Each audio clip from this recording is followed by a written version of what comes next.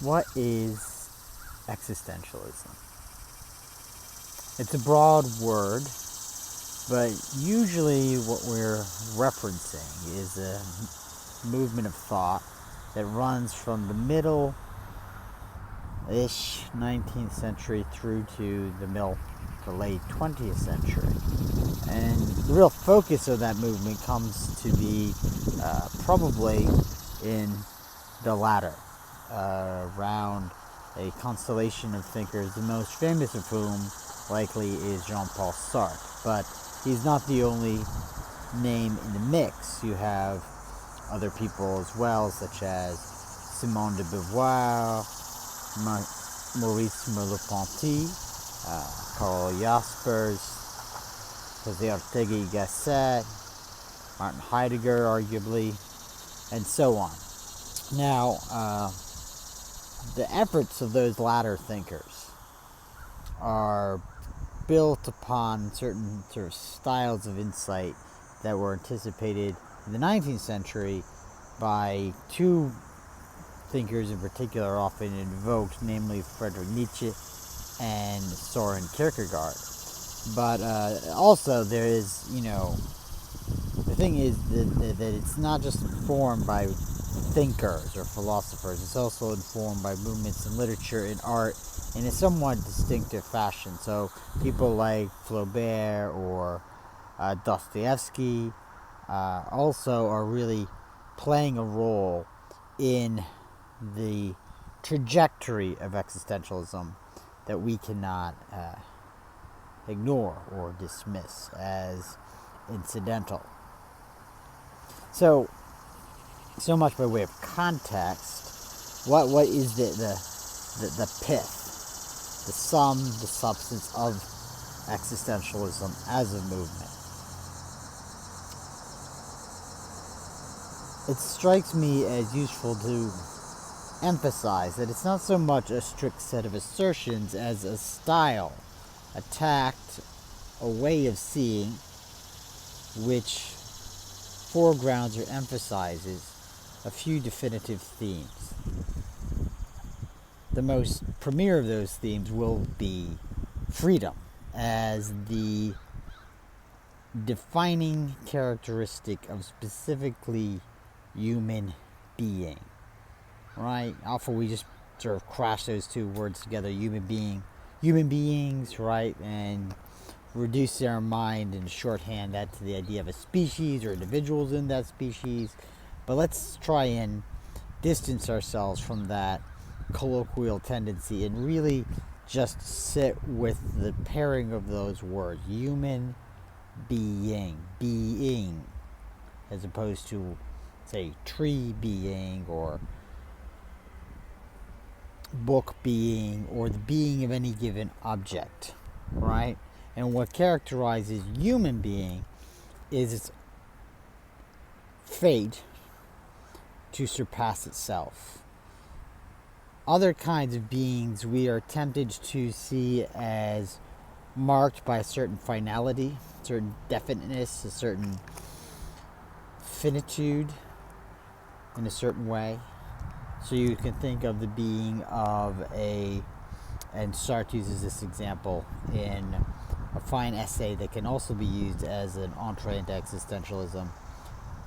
Existentialism is a humanism, a letter opener, a pen knife, which is used as a letter opener.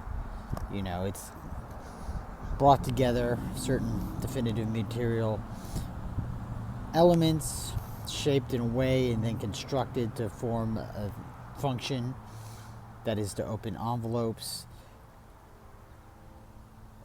Even if you think through that process, you realize, oh goodness, look at all the abundance of meaning just contained in a letter opener. Like, what is an envelope? And everything that sort of goes into that. But one thing that runs through that sort of set of meanings is that they have a certain, as I said before, finiteness to them. Like, there it is. That's the sum of the matter. The pen knife isn't going to ever be anything other than a pen knife. At least as far as the penknife itself is concerned. But a different sort of impression arises when we consider what it is to be human. And that latter connection, we no longer can ever arrive by existentialist lights at a position where we are definitely concluded. Whoever you are today, you may not be that person tomorrow. You may not be that person in 5, 10, 15 minutes, right? And this circumstance of inevitable openness to a different possibility is the key to this gig, which is human being. Now, that's not the whole story. It's, in a way, the beginning of the story.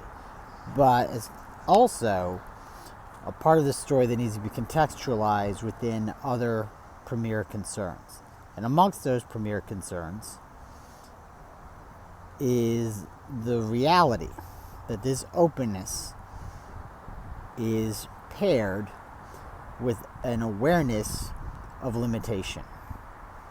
And the ultimate limitation, or one might also say the penultimate, or second to last limitation, is death itself. I say the second to last because in a way you could say what is even more radical than death is the notion of non-being simply. And death, in a way, derives its power from the extent to which it puts us in contact with the prospect of non-being, of annihilation in a total way. And that encounter at the precipice is something which needs to be taken seriously if we are going to enter into our freedom fully, because it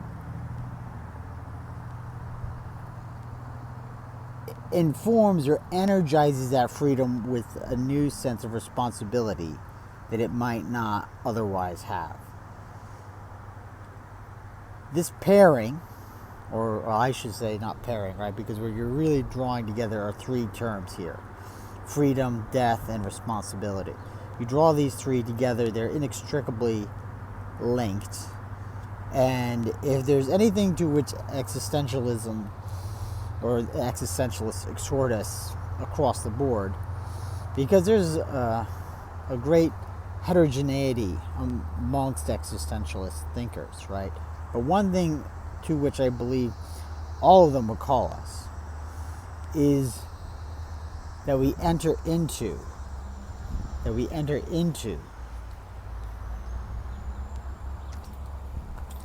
the exercise of our freedom against the background awareness of our finitude and the responsibility which that finitude entails.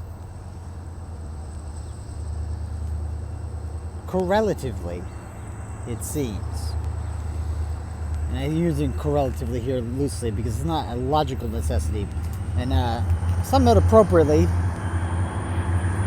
as I'm shooting this in unplanned fashion, a train is coming down the way. It seems somehow symbolically appropriate.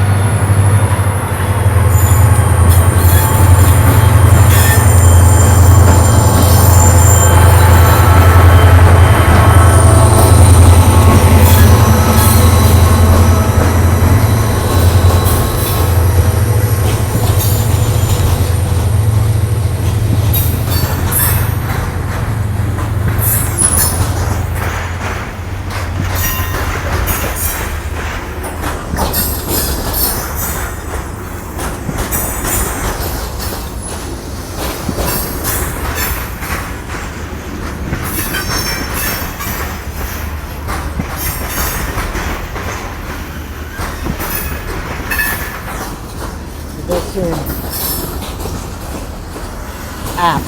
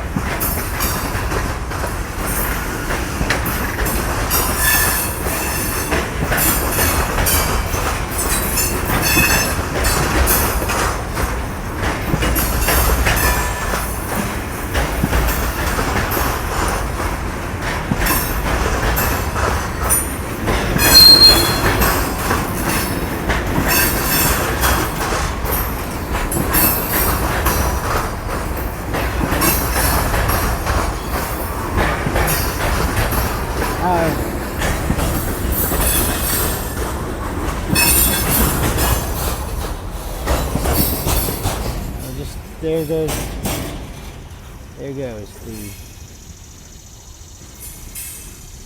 the end of the train.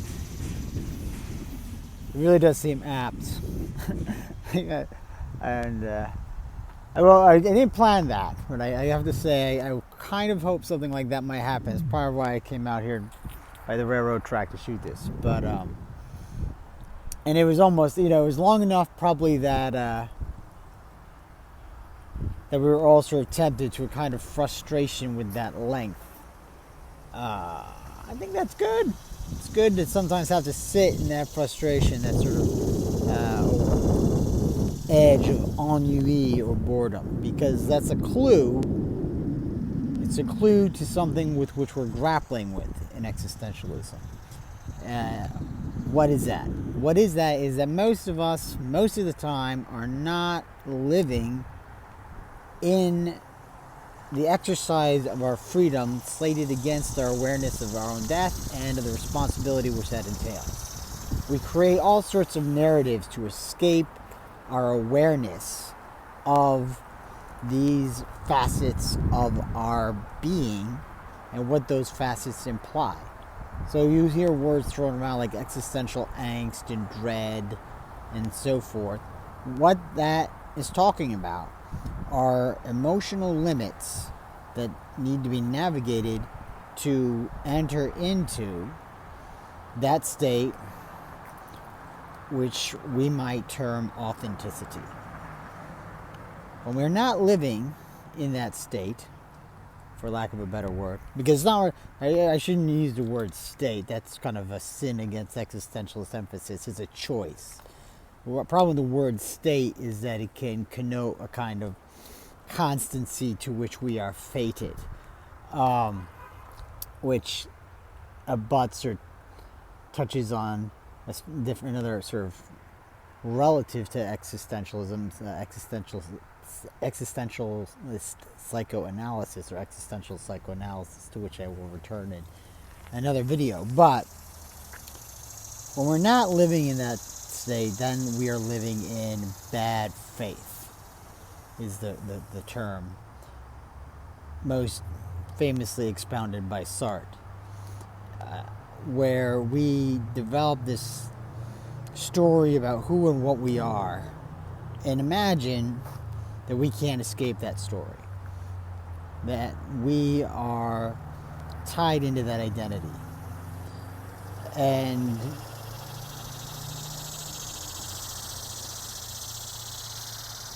this is not to say that assuming a standard of identity provisionally isn't without avail. But what is incumbent to avoid that decision, that decision's deterioration into becoming just an exhibition of bad faith, what is incumbent is for us to realize that it is always a provisional decision. That at any moment we can pick up our proverbial bags and go down another way. And that is part of what existentialism means when it talks about the radicality of our freedom. We no longer, once we enter into the commitment of existentialism, we no longer have the luxury of any certitude. That is what Kierkegaard means when he talks about, in my view, the dizzying heights to which freedom launches us, the vertigo that it can inspire.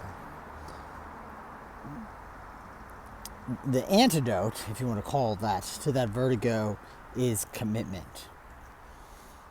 And insofar as commitment is something which in certain quarters of our culture is entailed, it might be suggested that those quarters have a kind of debt to existentialism.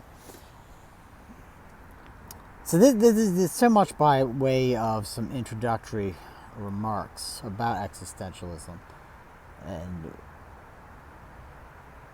what people mean when they talk about existentialism.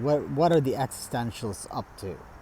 And what they're up to then is just taking very seriously what it is to be an entity, which is an aware entity and which has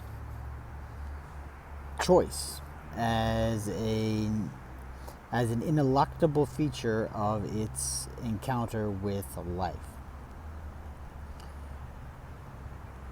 What I'm going to do in the next video is take up some ideas which come from Simone de Beauvoir in a very fine essay of hers, The Ethics of Ambiguity, where she takes up the question of morality, which for many people is the thing about existentialism, which gives them pause. They're afraid that all this talk of the radical freedom of the individual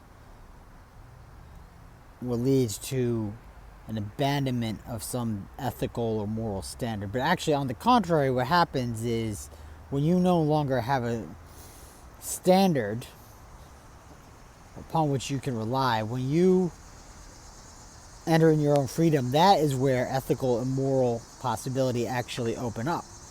Before that, you just are an automaton, really. And these are themes which she brings up and which I'm going to talk about in the next video. So thank you for your time. I hope these remarks have been helpful and stimulating, and I will talk to you soon.